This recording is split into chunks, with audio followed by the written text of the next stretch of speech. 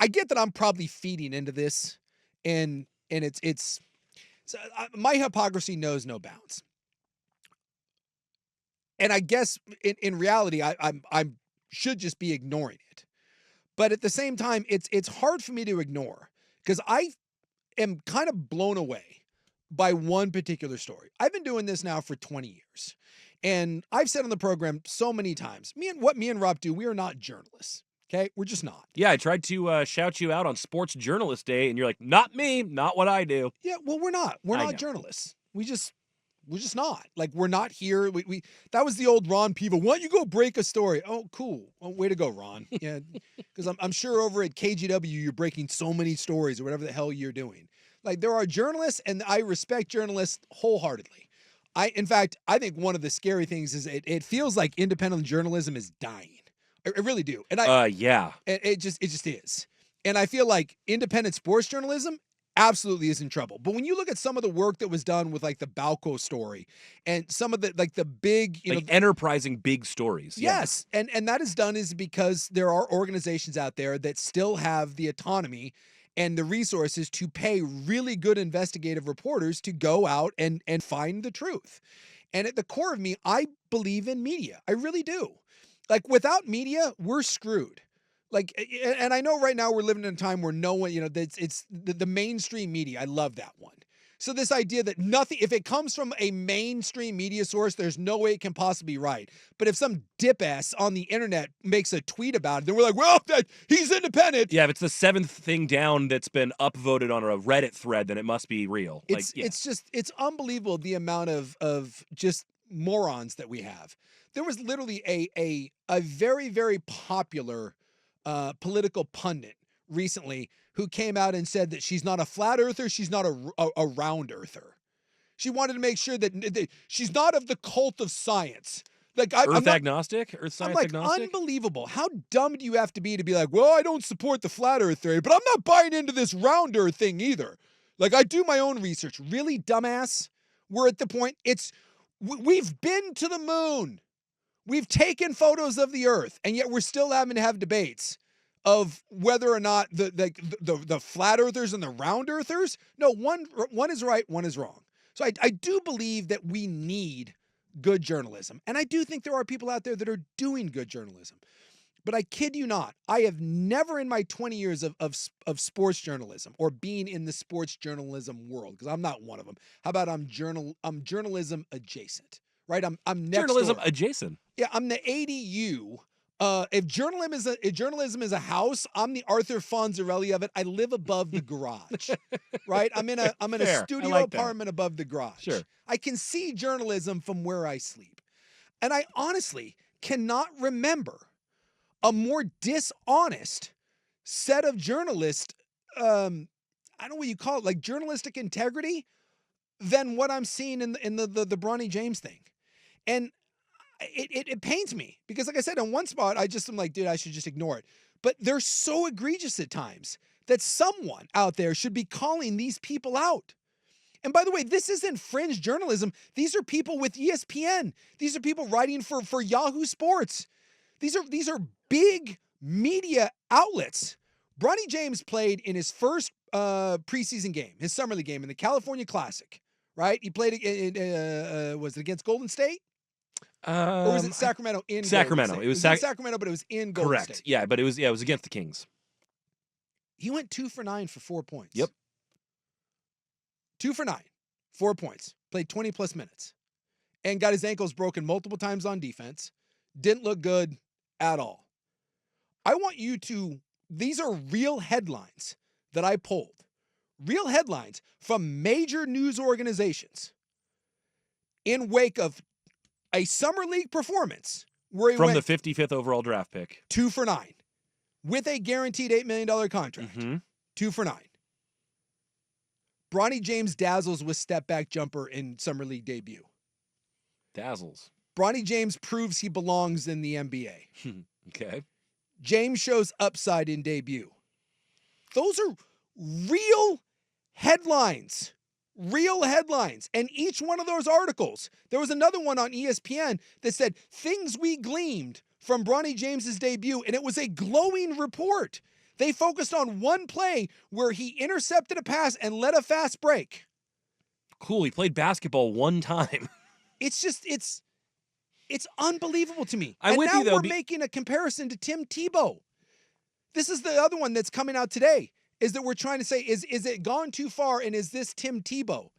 If I'm Tim Tebow, I'm enraged. Tim Tebow is a 2-time national champion. Tim Tebow is a Heisman Trophy winner. Mm-hmm. Tim Tebow is one of the greatest college quarterbacks of all time. Tim Tebow He's a veritable legend. Was a high round draft pick.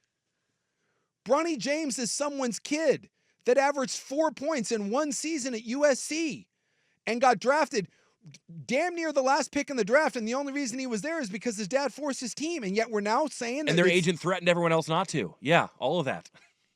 And yet we're just, these headlines keep coming. Dazzling debut.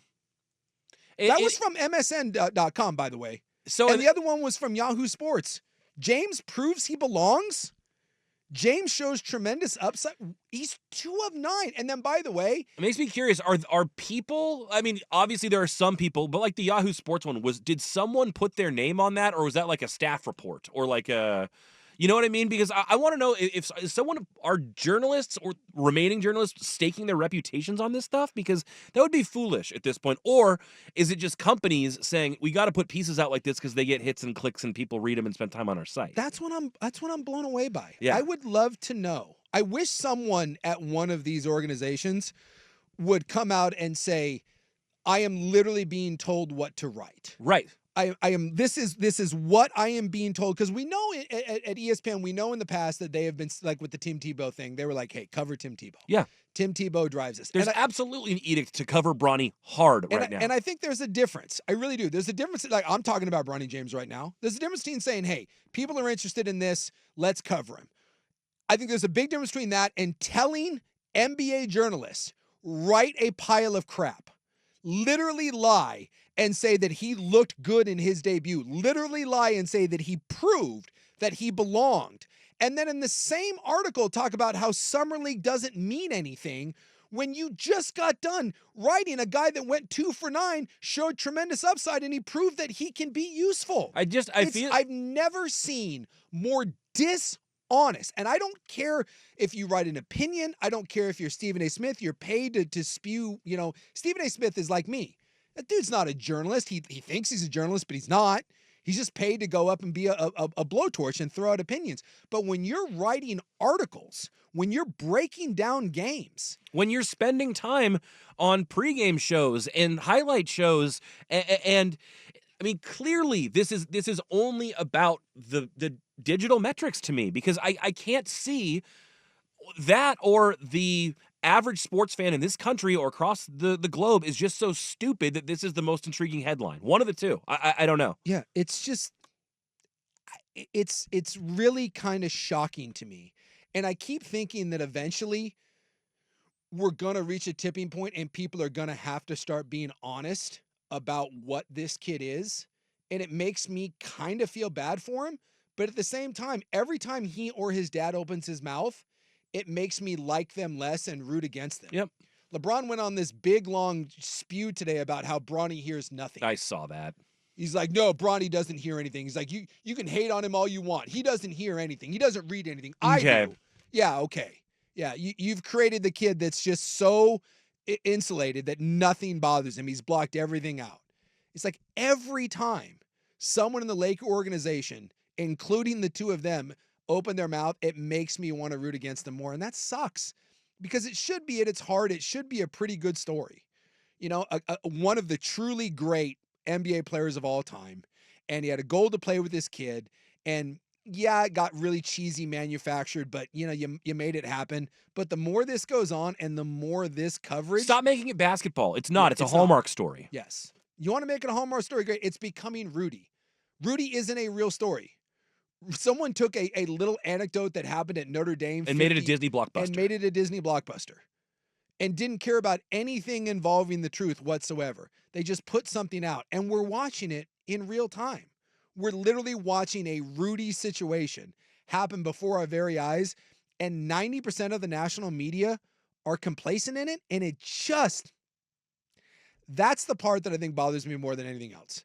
Is when you whether it's sports or whether it's news or whether it's politics or anything, I guess I still have the naive opinion that if you are writing for a major publication, there is some form of integrity involved. And at this point, when it comes to those two and that team, Feels like it's gone. it's gone. Yeah. We're just being sold something for a Hallmark story and that we want it to be a feel good. And for me, it does the exact opposite.